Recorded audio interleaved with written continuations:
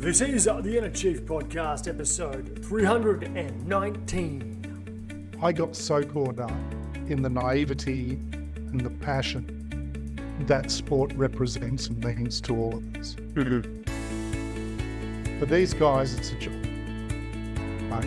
And I remember I got very close to Brett Lee, worked closely with Brett. And I remember one night saying to Brett, do you really appreciate how fortunate you are to do what you do and be paid large amounts? And that was where my head was at that stage. In hindsight, it was just such the wrong thing to say. It was just the wrong attitude. This is his future, and what he achieves as a player, he can do as a player. He sets himself up and feeds his family and educates his family. G'day, this is the Inner Chief Podcast, episode 319, and our guest today is Jaimie Fuller, former CEO of Skins and the chair of EO, on learning from the world's greatest athletes and teams, rapid growth and persevilience. I am your host, Greg Layton, founder of Chiefmaker and the Council of Chiefs, and I believe there is a great chief in all of us, and that through listening to the stories, strategies and techniques of great CEOs, each of you can find and leave your own legacy through your work. The Inner Chief Podcast is where you will learn how to think and make moves like a CEO. For over a decade, I've helped CEOs and senior executives around the world boldly lead change, inspire their people, and leave a legacy. So every 2 weeks, I'll bring a deep diving interview with one of these CEOs or another one of a mid to large organisation so you can find your own path to greatness as an executive. In this episode, I chat to Jaimie Fuller. Jaimie has built a successful business career around his greatest passion, sport. He was the CEO of international compression apparel brand Skins from 1998 to 2019. And he is now the chair and co-founder of EO, an Australian-based sports technology company that is developing a range of products designed to improve performance, accelerate recovery and adaptation, prevent injury and aid rehab. Jaimie is also a prominent sports activist, initiating campaigns and speaking out against cheating, systemic corruption, homophobia and human rights abuses at the highest level of several international sports, including cycling, football and the Olympics. He is a regular contributor to public forums and conferences around the world on the role sport can play in helping to change society for the better. Today, you're going to hear Jaimie talk all about finding fulfillment by owning Skins and taking it on an explosive growth trajectory. What he learned about the inner workings of athletes, their preparation and sacrifices, how great teams set the standards of work ethic and being grounded, and how his business EO Lab is accelerating human performance through sport, in particular the groundbreaking work they're doing in concussion prevention, which has approval from the FDA. Chief, now, are you in need of an operating rhythm? An operating rhythm is that schedule of meetings. Actually, it's a bit more than that. It's a system, the drumbeat of your team. And what it will do if you get it right is it will create the culture, it will drive the results, it will bond the team together, it will handle risk, help you see around corners, create creativity, embed the rituals and traditions of your team. There is so much that an operating rhythm can deliver when done right. So Chief, if you'd like to know how to do that, just get our full free resource on it. Just go to chiefmaker.com/operating rhythm, and there's a detailed PDF there with all the hows and whats and whys, some of the pitfalls, and an example schedule for you to follow. chiefmaker.com/operating rhythm and create the drumbeat for success in your team. And Chief, if you know a CEO that you hold in great regard, someone who has a magnificent track record and a great character, whose story the world should hear, then please feel free to nominate them by emailing us at info@chiefmaker.com.au with all their details. Righto, Chief, let's get to our remarkable guest, Jaimie Fuller, former CEO of Skins and now Chairman of EO Lab. Righto, Chiefs. I am here with the one and only Jaimie Fuller, former founder of Skins and now the Chairman of EO. Jaimie, welcome to the Inner Chief podcast. Thanks, Greg. Pleasure being with you. Mate, I'm really looking forward to this. It's going to be a bit of a dive into the world of big business, elite sport. Let's get started, though. We have a bit of a tradition. We'd love to know where our Chiefs come from. Can you tell a bit of a story that sort of sums up your childhood and early years, that the things that shaped you? Well, look, I come from a fairly normal family. My, father's British, my mother's Australian. Grew up here and then left here at sort of 19 and went and lived and worked in the French Alps for a couple of years. My family's always been employers and entrepreneurs. And so I grew up in that environment, not just with my immediate family, but with my parents-in-law. And so, that sort of has created and crafted, if you like, my approach to business and my approach to life and why I do what I do. Mm. Where in the French Alps were you, Jan? Val d'Isère. Val d'Isère. What a beautiful. Yeah. Terrific place when you're 19, 20. I bet. Ski teacher, mate, was it? Or No. I was working in a nightclub. In a nightclub. Fantastic. And there's not many better places in the world for après ski than Europe. So how good is that? The funny thing is I remember the night before we opened, because we had to do a whole bunch of prep to get the place. Yep. And the night before we opened, we had the big lecture from the boss. And he said, look, you can do 4 things here. You can work, you can ski, you can sleep, and you can party. He said, you've got to choose 3. And I sort of piped up from the back, there goes the work. But he was right. You can't do everything. You have to. Can't do them all at once, right? There. Okay. So, Jaimie, second question about your early years. What was your first ever car? A mini moke. A mini moke? Yeah, mini. Oh, wow. I saw one of those on the road the other day. They are rare. Yeah, brilliant. In fact, I just only last night was watching the latest season of Drive to Survive. Oh, yeah. And Lando Norris, who is my favourite driver of all of them. Yep. Is cruising around Monaco in a mini moke. Wow. And he goes past a couple of Lamborghinis and says to his buddy, that's not for me, Yeah. I've seen, and he's got a mini moke. Very nice looking mini moke, but it's a mini moke. No, fabulous. Yeah. Fabulous. Wow. No one's ever said that on the show. We've had all sorts of answers, but no one has ever said a mini moke. And your first ever job, mate, the very first time you ever went and earned a wage? Yeah, that was in France. Okay. That was in the bar in France. Yep. Excellent. And it was 30 quid a week. 30 quid a week. Big bucks. And it wasn't, in those days, so it was 300 francs. It was 3 euros. Yeah. Yes. It was 10 francs to the quid. So it was. Oh, outstanding. Yeah. Okay, mate. Let's move on into the big career here, because what you're probably most famous for is starting Skins and that whole incredible journey to bring it to a bit of a worldwide name as a brand that everybody knew. And since then, the leaving of Skins and the launching of this new business EO. Can you just talk us through what was the moment as you're going through your career that you went, okay, Skins is what I've got to do? There were some sort of, was it a series of events or just one thing that said, no, I've got to do this? So my family is heavily involved in the printing industry. Right. My father, my brother, my uncle, my grandfather, my cousin, all of us heavily involved in the printing industry. And when I came back from France, I got involved and started working with my father. And it was a very small company. We had, I think, 8 or 7 employees. Mm. And when the shit finally hit the fan in 1997 with that business, which it did, we had 320 employees. So I wrote this unbelievable growth. And when we got to 250, it was ideal. At 250 employees, I knew everybody. My father knew everybody. It was like a big family business, but then it had to become corporate.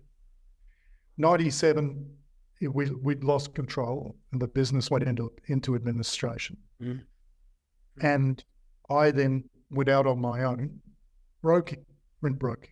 So instead of manufacturing, I was buying the print from printers and then selling it to clients because I had very deep, long relationships with clients and did incredibly well.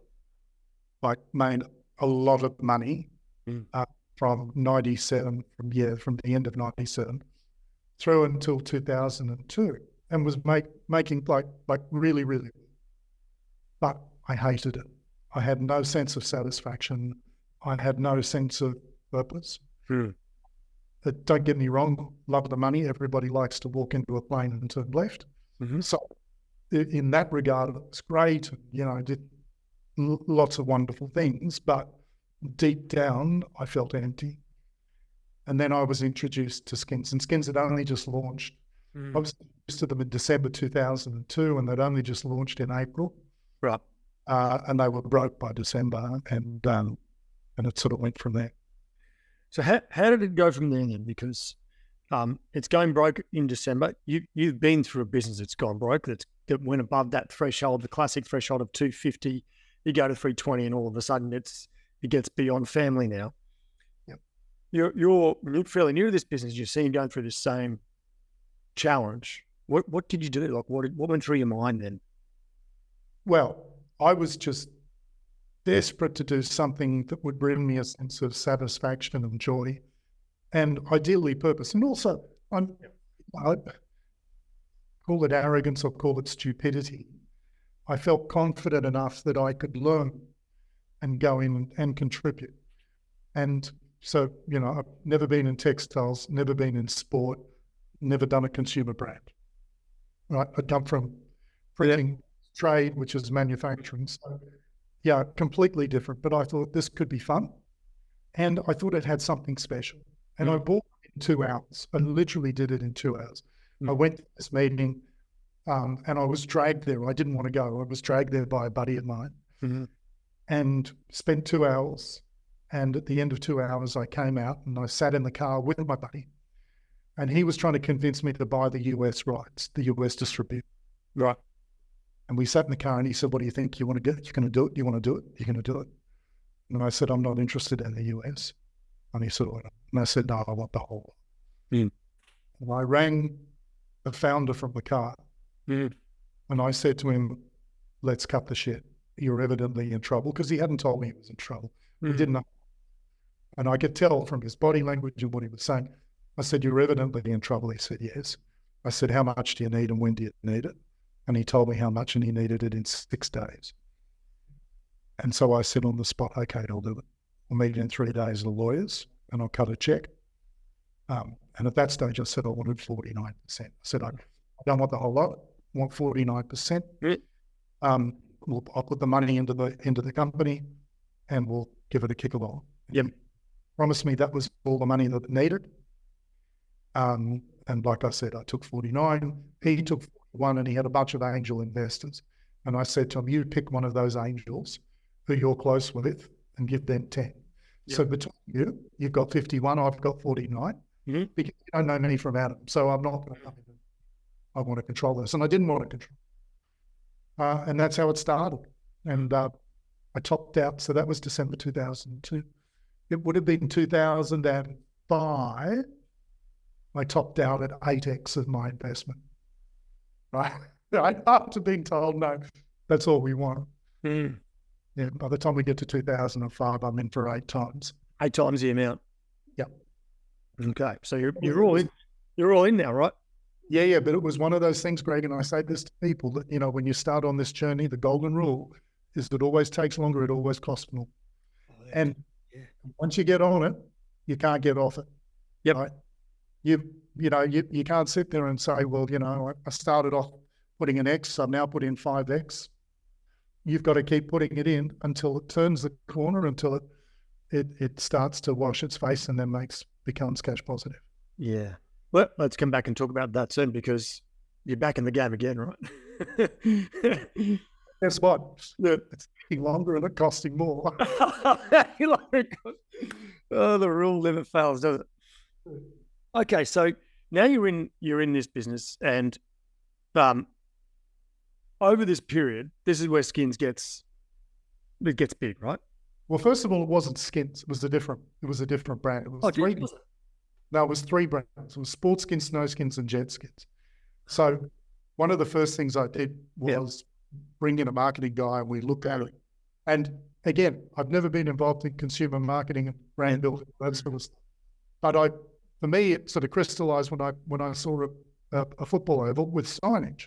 Yeah. And I thought, well, you can't have three different brand names. You can't, no.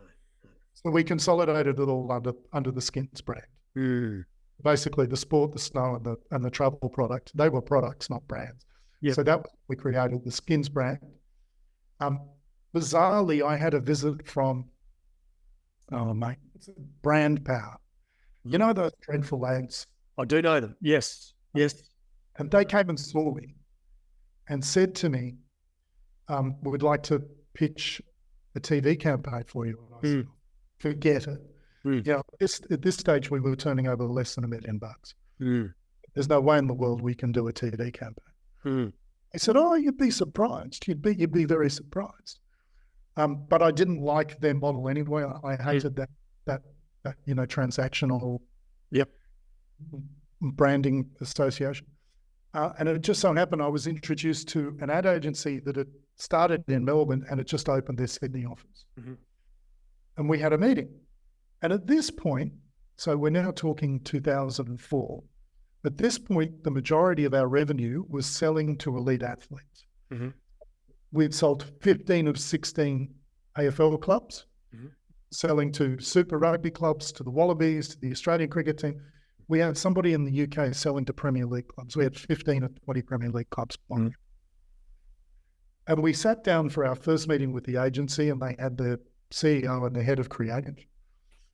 And said, tell us your story. So I told them the story. Anyway, the creative guy sat there and said that. He said, that's bullshit. You're lying. I said, what do you mean I'm lying? He said, no brand sells to the elite. No brand sells to the elite. You're not doing that. I said, I am. And I got up and I went into the accounts office and came out with a folder, and I gave him the file, and he started flicking through, and he had all these invoices to the Wallabies, to Cricket Australia, to AFL. Yeah. And he went, I can't believe this. He said, and we didn't know, because we had, none of us, the four key people in the company hadn't come from sport either. Mm. So we know that we couldn't sell to elite athletes, right? We didn't know that the very best you've got to give it to them and hope they wear it. That's right. Yeah. Yeah. But you're likely going to have to sponsor them. That's right. Yeah. So he then said, okay, I need some time. He went away, and then we met a month later, and they pitched us a branding campaign. And it was really interesting because I inherited Steve Waugh as the face of Skins. Skins. And so we'd also did some research into TV, and we realized that TV was not as ridiculous as it sounded. Mm-hmm. And I sat down with my head of sales and said to him, if you can show me a plan that gets us to, because in those days it was all about retail distribution. Yeah, sure. If you can show me a plan that gets us to be in 200 sports stores around Australia, mm-hmm. I'll spend $1 million, which was more than we were doing revenue. I'll spend $1 million doing a marketing campaign that includes TV. Mm-hmm. So he went away, did his work. We then went to the agency for their pitch, and we spent 2 hours with them, and I hated it. Because I had in my mind, again, never having done brand, I had in my mind this concept of Steve Waugh walking across the cricket pitch, looking into the camera. Hi, I'm Steve Waugh. I'm here to tell you about this new product. It's called Skins. It's fabulous. It does this, this, and this, enhances circulation, increases oxygen to your muscles, and blah, blah, blah, blah, blah, right? That's what I was expecting. Mm-hmm. We sit down with this agency, and we got something totally different, right? And I'm sitting there going, what's this? This is not what I expected. My marketing guy, who'd come from FMCG, right? He was horrified because, as he said, well, where's the pack? You're not even showing the pack. You're not explaining the technology. The head of creative and the CEO argued vociferously, we're here to make your brand famous. This is not about functional, transactional conversation. This is we're making your brand famous. And we argued for 2 hours. And then towards the end, the head of creative, he said, Jaimie, with all due respect, you have no idea what you're talking about. You're talking shit. And I sat there and I said to him, and yeah, you're actually right. You're dead right. But I said, I'm the clown that's got to cut the check for the $1 million, so I need to be absolutely sure. And at the end of 2 hours, I said, okay, you have been very straight. You've told me I don't know what I'm talking about, which I respect, and it's true. You've argued so strongly, I'm green-lighting it, we're going to go and do it. And it was that campaign that ran in 2005, in the middle of 2005, that exploded the business. Now, Chief, do you want to take your game to a new level, or that of your people? Our mini MBA in leading high performance teams now has the highest NPS of any mini MBA style program in Australia at 91. Why? Because when you do the program, you get immediate and tangible performance improvement. You get dedicated time working on the business as opposed to away from it. We have a practical, real-world approach, and we teach frameworks that you implement in your business as we go, and then you share and learn with your peers and with me as your coach. So the cost benefit is immediate, right? The weekly coaching sessions are live, and you get a chance to ask questions direct to me and of your peers, and the time management is completely achievable because you're only spending a couple of hours a week on this at max, and those 2 hours are actually working on the business. So if you want to add something that really changes your game, it helps you become a real master of transformation and change, and to inspire your people and love your job, check out chiefmakeup.com/mini MBA. So, Explode's a business. So that was an Australian-based campaign only, right? Yeah, so that was just Australia, and it was billboard. Yes. The frame was, we don't pay sports stars to wear our products, they pay us. Oh, yeah, great. Yeah. And we did, the TVC was so sexy and so good. Yeah. But the press campaign and the print campaign went with it was superb, and absolutely took the piss out of Nike. We took 3 different executions, a baseballer, a gridiron player, and a basketballer. So they were US sports, even though we're in Australia. Yep. We got a photo of these guys looking straight down the barrel of the camera, and they were sneering into the camera. And superimposed over the mouth was an upside down Nike swoosh.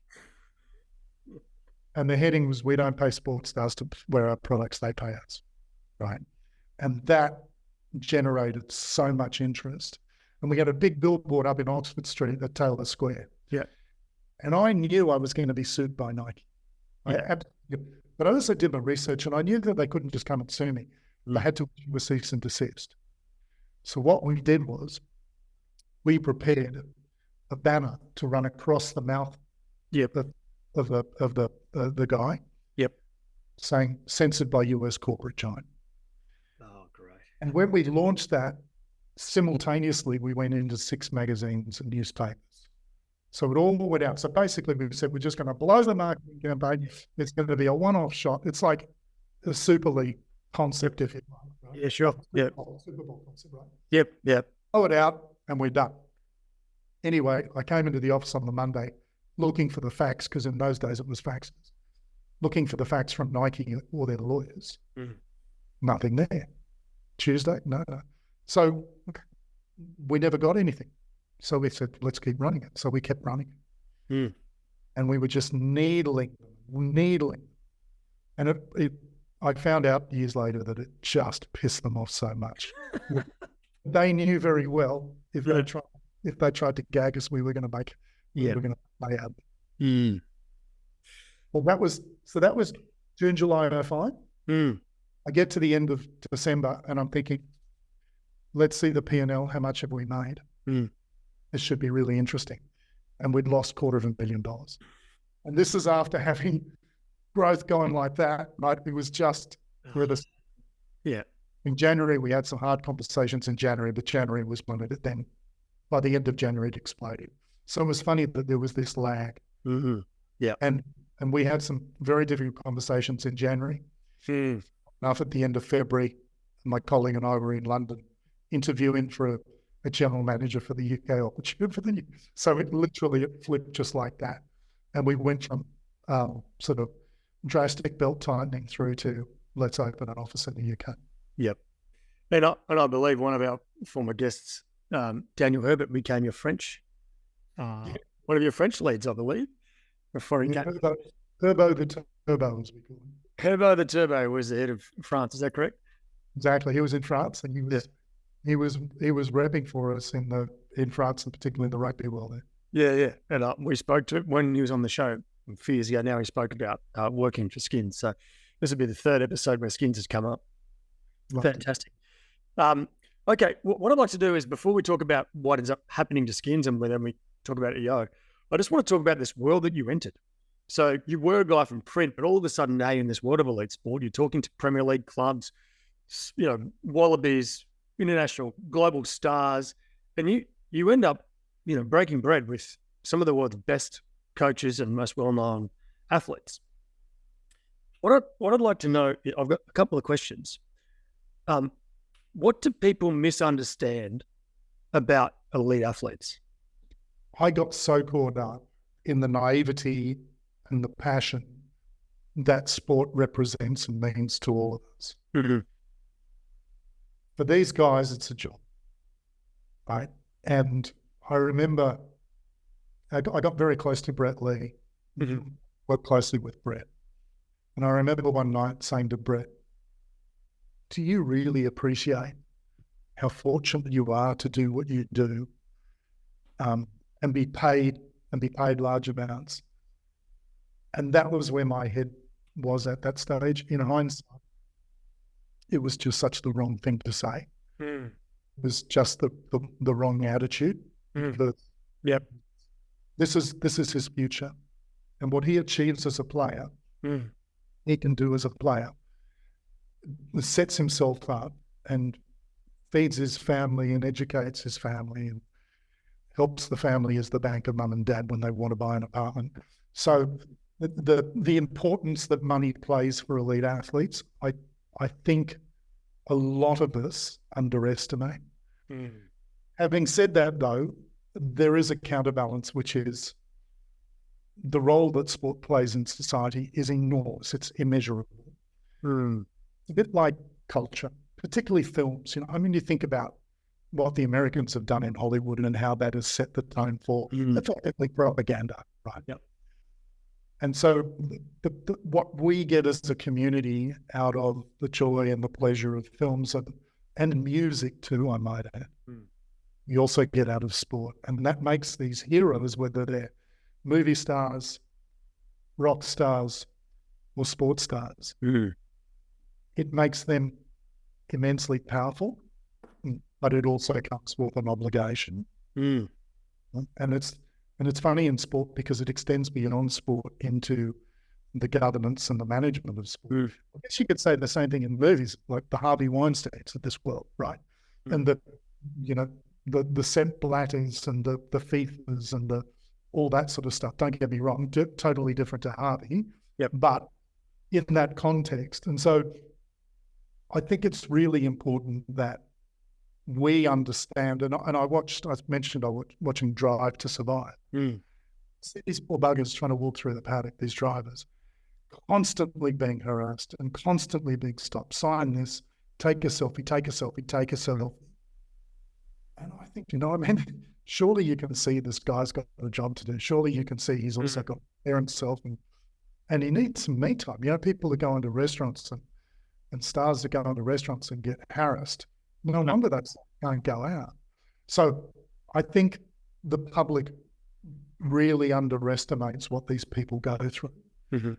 And they might see them play football for 90 minutes in a game, but they don't see the hours and hours and days, training, preparation, and everything that goes into it, and the sacrifice and injuries and the sacrifice. The blow-ups on social media if they just say one thing wrong because they just weren't thinking at the time, or they were, well, maybe they're a little bit funny, you know, like, yeah. And there's also got to be a massive degree of selfishness. So I spent a chunk of time with Lance Armstrong. I spent a chunk of time with Ben Johnson. Ben, the poster child for doping. Yeah, absolutely. 88, right? 88 to 2012, when you thought doping, Ben Johnson, and then Lance Armstrong took over their mantle. What's really interesting, what I found interesting about those engagements is the degree of arrogance. I mean, it's confidence plus, which has to come into a point of arrogance. When you want to be the fastest man in the world, when you're Ben Johnson, you're going to run 979. 7 billion people on the planet, you're going to run faster than 6.999999 billion of them. That has to come with a degree of self-belief and confidence. And sometimes that gets misunderstood or doesn't get appreciated. Yeah. So I just think that there's and I've been fortunate to have been like tangentially touched by these people and these relationships to be able to get that sort of insight, because not many people do. Yeah. I'm curious about, one of the things I'm immeasurably curious about is the distinction between what is a really high performer, like a top 10, or maybe top 100, and a top 5. Right. There is a certain amount of God-given talent, but there's a little bit more than that. If you think about either athletes or the very best coaches you ever met, is there a distinction that you can maybe draw upon between the very, very good and the greats? The difference that makes the difference? Okay, so let's just put talent to the side, because obviously, at the core of everything has got to be talent. I get an idiot like me to start kicking a football. It'll never happen. I was really fortunate. And so let's take the top. Let's talk about rugby. Yep. Let's talk about the Wallabies and the All Blacks, or the Springboks.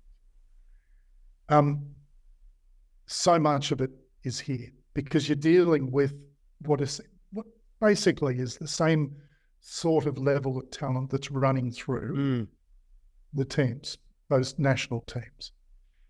I was fortunate, it was 2015 in London, to have lunch with a guy called Rob Nicholl. And Rob at that stage was head of the International Rugby Players Association. So he was the guy that ran Players Union globally for rugby. And he was a former New Zealand rugby player. I don't think he ever played as an All Black, but he played as New Zealand. Yeah, okay. And I took the opportunity to sort of grill him a little bit about the All Blacks. And this was, almost 9 years ago. And at that point, there weren't a lot of, the philosophy wasn't treat you as a human and then secondly as a player. At that stage, the main approach from coaches and federations was, we're going to use you, we're going to help you, but the moment that you become useless to us, step aside, because there are people lined up behind you that we're going to bring into your shoes. And Rob said to me, he said, Jaimie, we elevated our relationship between the players, the team, the federation. So there was instantly a level where we had to create mutual respect and understanding of the very simple concept of a rising tide floats all boats. And so the better the sport does, the better we do as players. But that comes with a recognition and an obligation on our part to look at it through the lens of the federation, as much as it does on behalf of the federation to look at it through the lens of the players and what we go through, either with, injury risk, with, loss of confidence, talent, whatever you like, and being dropped. And this is a very short period of time that I have to make my living. So in doing that, it changes the dynamic.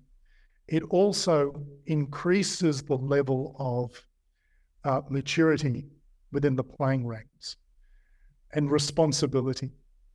And so, for example, we said we policed our own.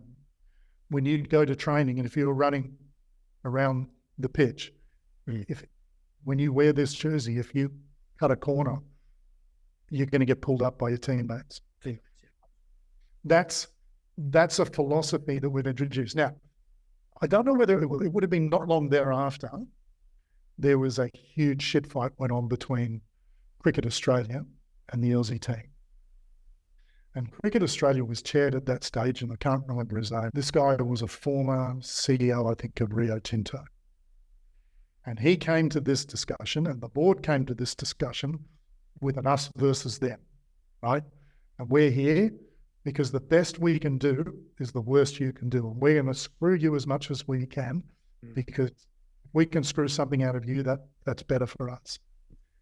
If you remember, it got very close to a strike. Yes. And there was huge player disruption. And it is that philosophy that I think is most important when you're talking about getting the best out of others. And I don't think and even though I know the All Blacks didn't win the last World Cup, they still have this aura and they still have this reputation. When I think of who's the best rugby nation in the world, and I don't mean who won the last World Cup, I still the All Blacks. And I know today there's more appreciation. In fact, I remember years ago reading an article from about the coach of Melbourne Storm, Craig Bellier. And he had a principle that when young players came in, when like first-time players came into the squad, they also had to have a job.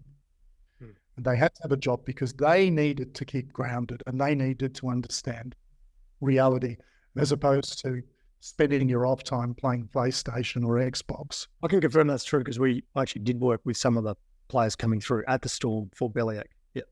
And I know, and I go back to, I think it was 2013, and we had a big falling out, Skins had a falling out with Melbourne over the scandal. Right. We signed an agreement with them and we dumped them. We're the first sponsor to walk away from Melbourne Storm. And I know that there's that history, and there'll be people that will leap out there and go, well, of course they succeeded because they cheated the salary cap. There's no question it had relevance. But I strongly believe, just as we see how good they are today, I strongly believe that the philosophies that Bellamy brings to that club, and he was one of the very first coaches to do that sort of thing, to look at sport through the lens of life, to understand the humanity person that they are and the journey that they're going on, and to not treat them as lumps of meat that are there to perform, and when you're not performing, you're out. He was one of the pioneers. And so I think the interesting question, and I'll ask you a question for you, Greg, is, okay, that's great because that's where we are now.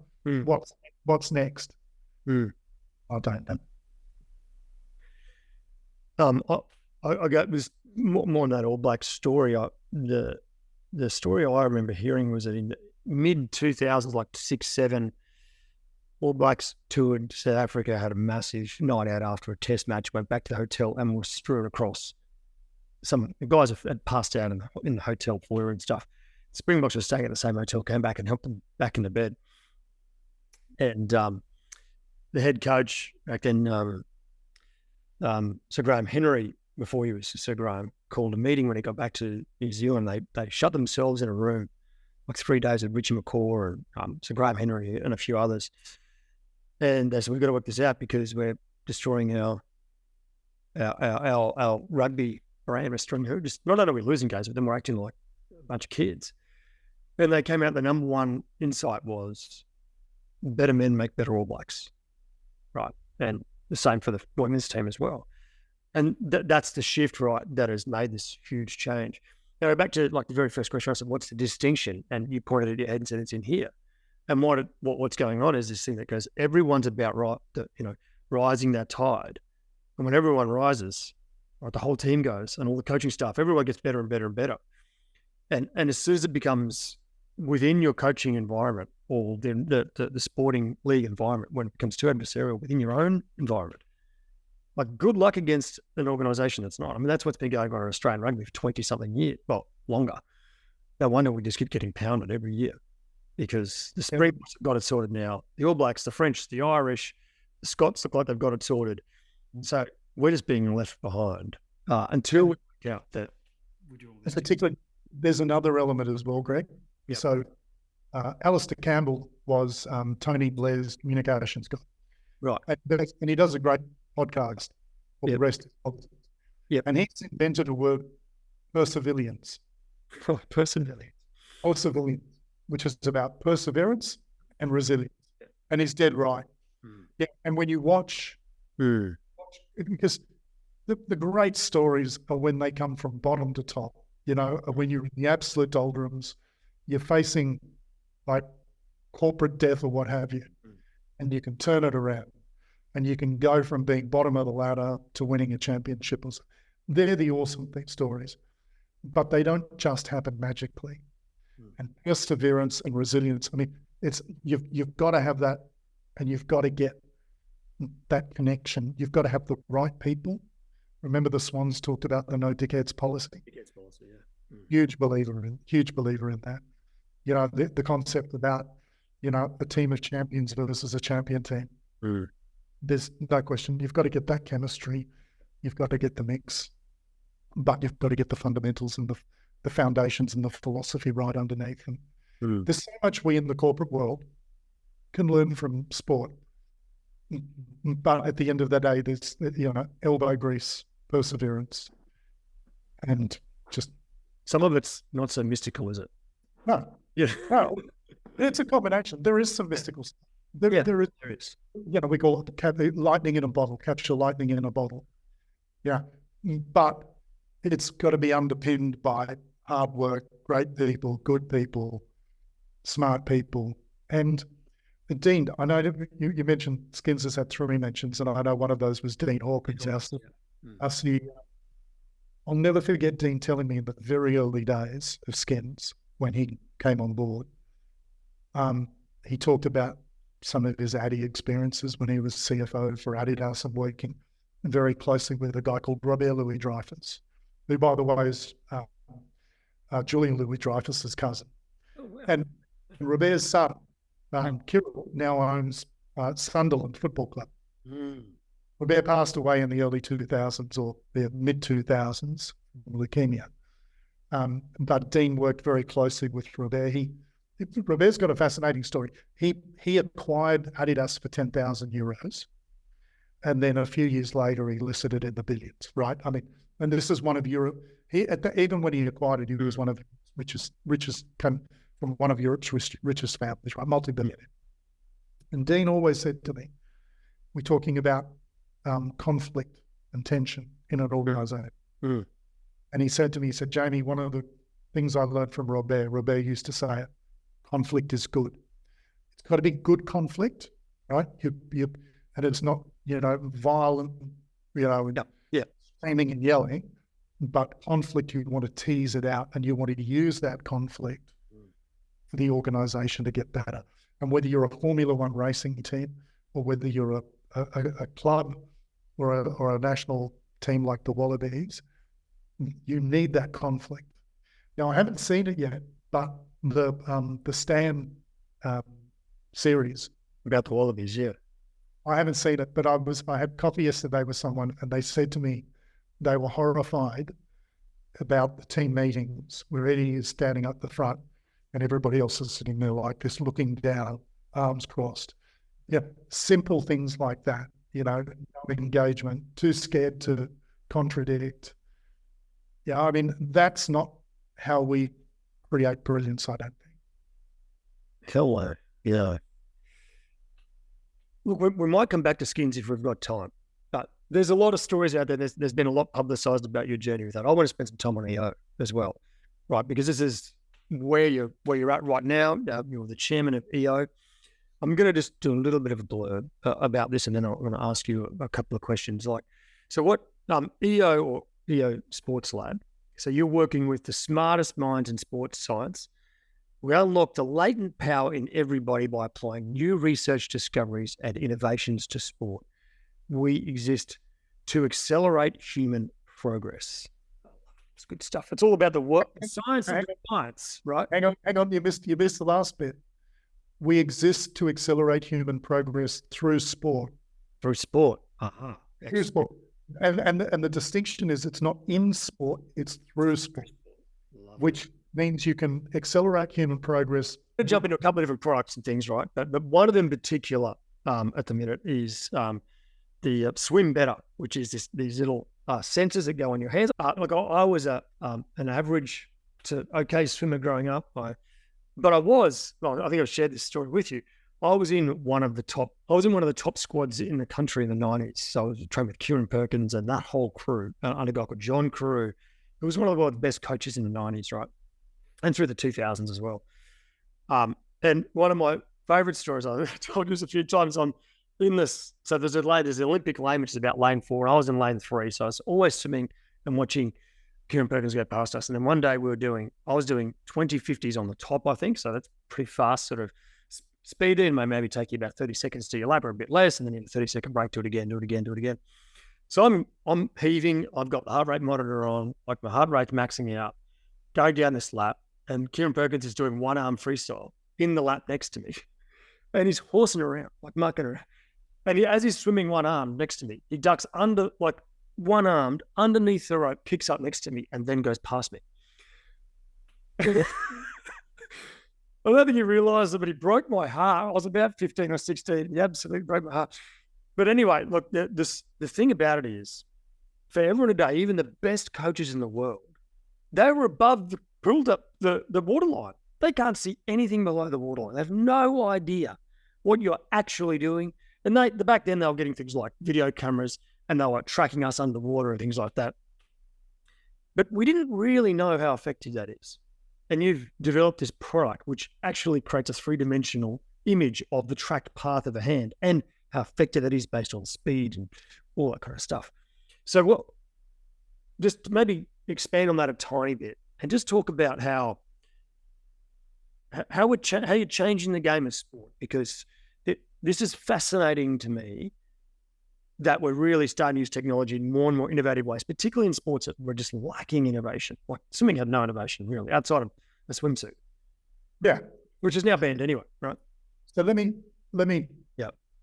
provide a little bit of context, because when you did that little intros blurb, the very simple thing is this.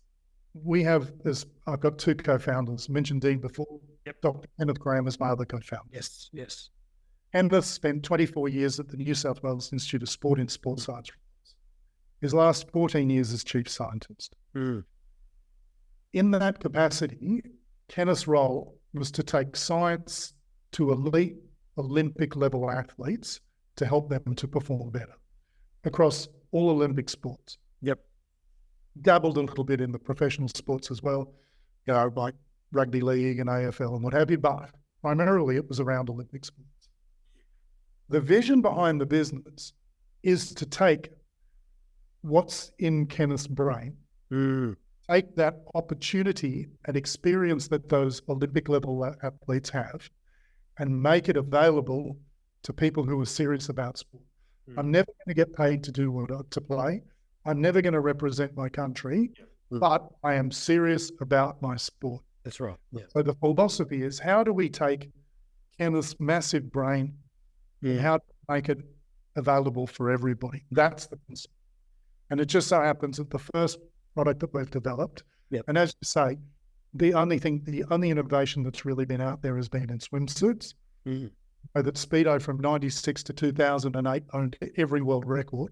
They then got banned and then reconfigured. So FINA, as it was then, World Aquatics Today, set down new rules and said, right, if you're going to create these, what we call tech suits, to comply with the following rules. So that's leveled the playing field for everybody. And we've come in and said, you know what? The vast majority of your speed comes from your paddle. This is your paddle. Your paddle goes from your elbow to the tips of your fingers. So what we want to do is we want to measure how effective and how efficient your paddle is. And then what you can do is you can change your technique and get objective data and see whether those changes are deleterious or positive. And that's what these do. So if you can imagine taking measurements 50 times a second, and inside the O there is a pressure sensor. You can imagine measuring the force, because that measures the force that you're pushing. Measures the direction you're pushing the force in. It measures the speed that your hand is moving. It measures the angle that your hand is facing. And it measures the position your hand is in through the stroke. So if you can imagine doing that 50 times a second, processing that data and making it available in a clear and simple way, but then you can adjust and you can refine your technique. Whether you are an Olympian like Kyle Chalmers in Tokyo, missed out on the gold in the 100 by 600ths of a second. So you could find, he had access to these back then, he could have found 700ths of a second quite easily. Or whether you're like me, who doesn't swim but has recently taken it up and has used these to knock 8 minutes off my 800 meter time, and everybody in between, it's incredible because you can change your technique. It's not, and part of our challenge is a lot of coaches, not all, but a lot of coaches coach on the principle of you're just going to swim up and down that pool. Like, if you were coaching rugby and if you spent all of your rugby coaching just running up and down the field as opposed to technique and drills and what have you. Whereas now with these, as you said, you can see exactly what that hand is doing and therefore what the arm is doing under the water.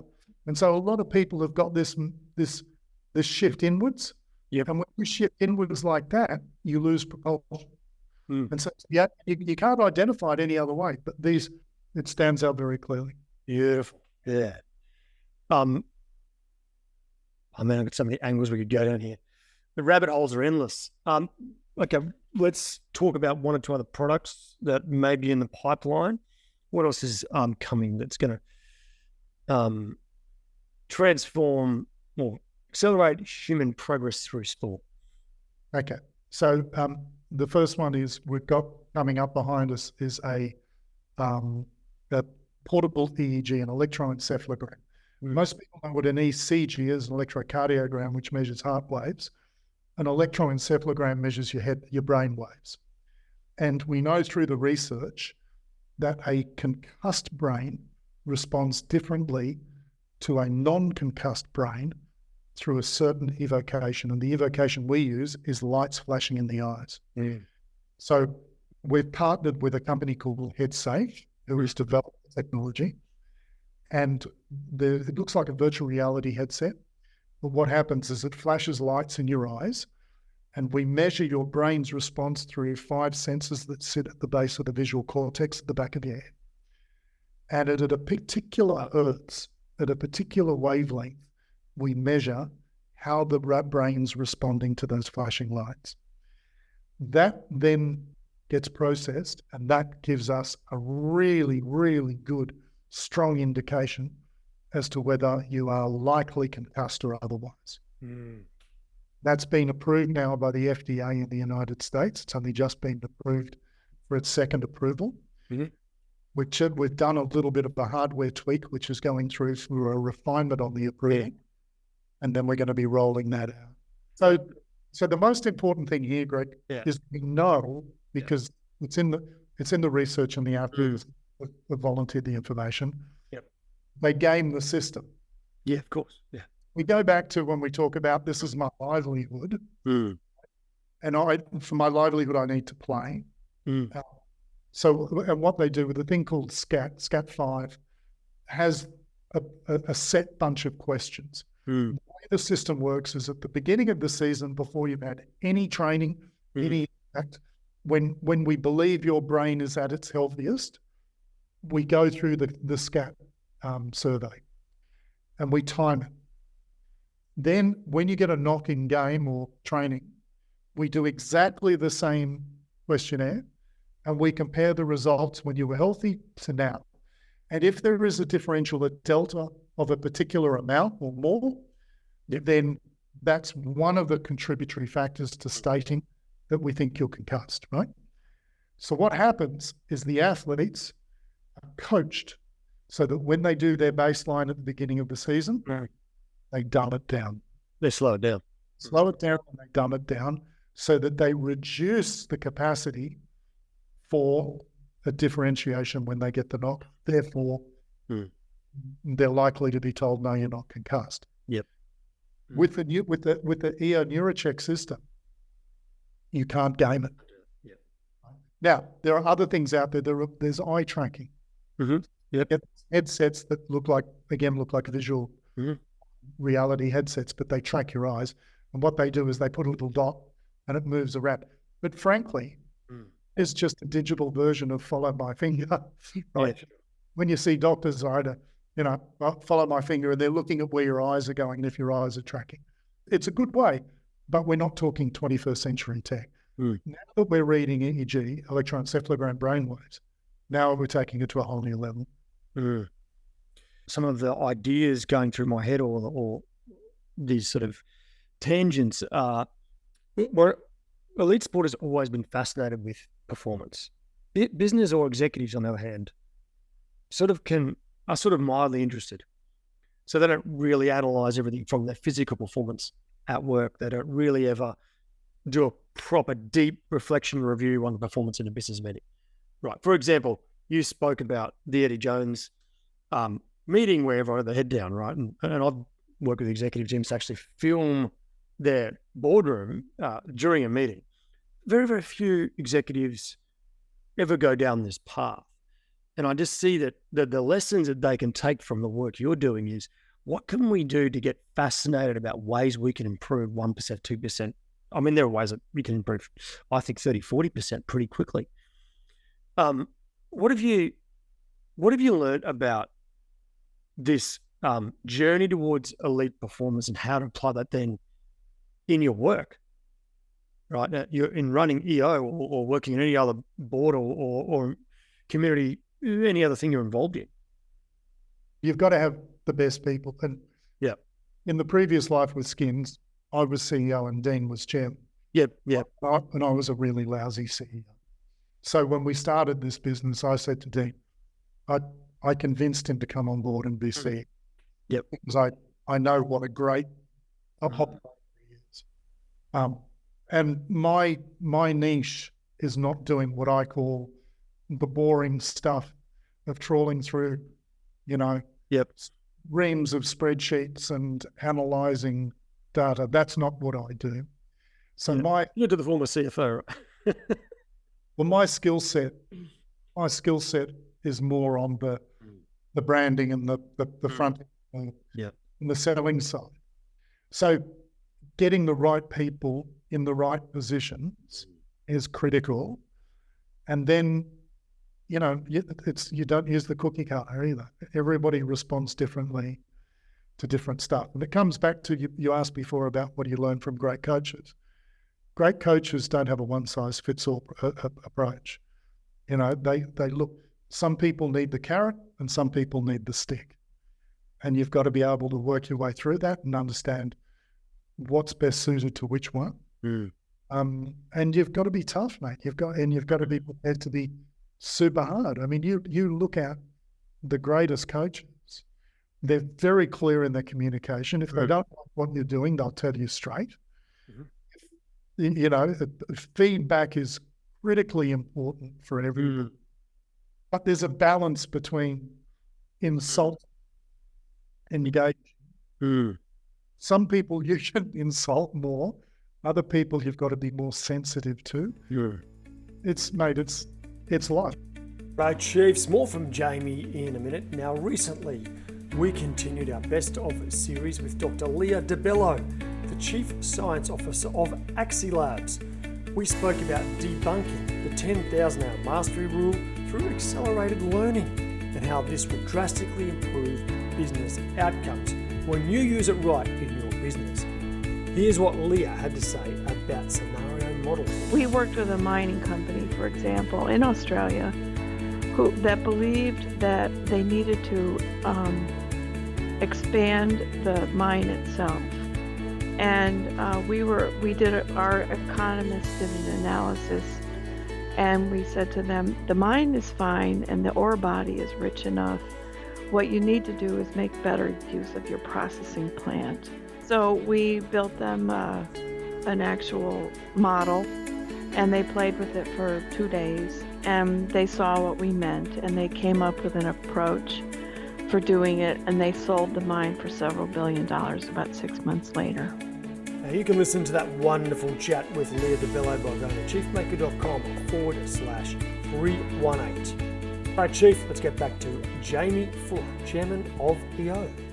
Life is very complicated. It's getting more and more difficult as well, but you've got to keep in your heart or in your brain that, number one, you want this person to achieve their dreams. And if you just keep that level of intention within your coaching, at the very least, even if you have to give hard feedback, they know that you've got your best interests at heart. There's also, Greg, this, you constantly hear about, somebody is threatened by somebody below them. Mm-hmm. Oh, yeah. Just forget it. I mean, you've got to have, like, my objective has always been to make myself redundant. Mm. I want the very best people. I don't need to be the guy. I want the very best people to not need me at all. That to me is happy days. Oh, yeah. Right? But there are so many people who think that, Yep. they just, whether they are genuinely threatened or they feel threatened by people, I would encourage them to, if you can, to make the people that are reporting to you to earn more than you. Right? That's, it's performance-based, because as you said, if they achieve their dreams, then we're all achieving ours. Oh, without a doubt. Yeah. Jaimie, I'm very conscious of time, mate. So I wanted to thank you for sharing your story. We could have gone down a lot more rabbit holes for a lot longer. So why don't we just finish with a couple of questions, right? 3 quick fire rapid questions. Okay. If you could form the ultimate executive team, it can't be a current team, right? Of any person from any time in history, who would your first 3 picks be? At the top of that list is George Harrison. Oh, wow. Yeah. Right? Yeah. Yes, absolutely. Because even if he's shit at business, he can sit in the guitar corner and play his guitar for me. No, I think George has got the ultimate, always for me, he represents the ultimate in human interaction and human understanding and spiritual understanding. And there's no question that for me, that has a role to play in any organization. Mm. I'm not a huge non-fiction reader. Mm. I can tell you who would definitely not be there would be Elon Musk. Mm-hmm. Right? Definitely. I can kick him out. He's been a popular pick from other chiefs, so that's good. I'm not surprised, but I would not be taking him. I'm sort of thinking back further in history. So whether you've got great minds like his name escapes me at the moment, the guy who cracked the Enigma code, who has only recently been pardoned by the Queen, pardoned him because he went to prison for homosexuality. Yeah. So I'd go very left field in this, mate. I would, yeah, Turing, Alan Turing. Thank you. Yeah. I'd probably be looking at someone like him. I'd probably be hard to go past Bill Gates or Warren Buffett, right? Yeah. Right. I think you'd be pretty brave to ignore those guys. Be a pretty amazing team, like George Harrison, Alan Turing, and let's say Warren Buffett. Yeah. Wow. Yeah. That's cool. Okay. Final 2 questions. If you could lead any company in the world other than your own, you can't lead EO, it doesn't exist. Well, it does, but you're not in charge. Any company in the world, what would it be? Any organisation. Do you know AI? And AI, everybody's jumping on the AI van. But when you consider the implications that has, I tell you what, that would be it. Even though I'm a complete and utter technology moron. Yep. Because I think it needs some non-technology leadership as well as the tech leadership. So I definitely not. I wouldn't touch mining. I wouldn't touch motor vehicles. I wouldn't touch manufacturing. You wouldn't get me into, is it NVIDIA, the company that's the trillion mark? No, I'd want to be doing something that's a little bit more special. Or alternatively, being in a non-business regard, like an international sports federation. So what about the IOC? IOC would be interesting, but the politics in there would just would be brutal, wouldn't it? Would be brutal. Yeah. So if you could go into somewhere like FIFA, and if you were empowered, because the problem is with these things, it's turkeys voting for Christmas. You're never going to change it because you've got this massive 213 representatives that are sucking on the tit from FIFA. And if you were like king for 20 years, you could do some really good stuff. Yeah. Okay, mate, final question. What is a final message of wisdom and hope you think is vital for the next generation of Chiefs? Oh, it's a tricky one because I'm a huge, huge, huge fan of the younger generation. Don't get me wrong. I've in my previous life when I was doing really well with the print brokerage, I worked with a lot of older people much older than me, and they were fabulous to work with. And it's more relationships. These people have got long-term relationships. You're able to tap in as well as their experience and knowledge. I'm definitely not ageist. I think it's an untapped source of immense power in the older generation. Absolutely.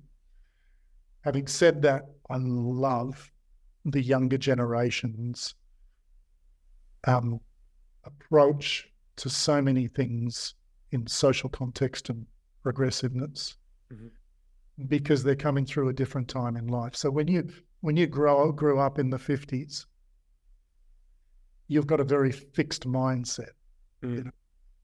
John Howard's big thing was always, if we can take life back to what it was like in the 50s, well, guess what? Can't do it, don't do it, not going to happen.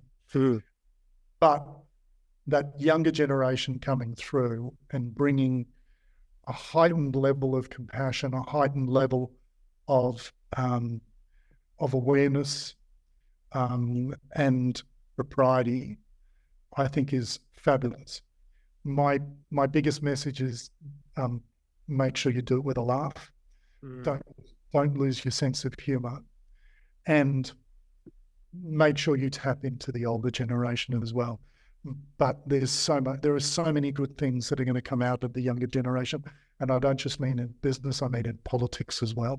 If we can let them have to take decisions and do stuff, then I think that will be much better for it. Jaimie, mate, I think we've just touched the surface, but I want to thank you for, mate, your career so far and the contribution and the next set of contributions you're making through EO. I think it's exciting. And I could talk to you for hours and hours and hours, mate. So thank you for everything you've done and for coming on the show. My pleasure, Greg. And if I can put in a little plug, if anybody wants to know more, eolab.com, eolab.com. All right, Chief, that sums it up for this week. What a remarkable chat with a remarkable CEO.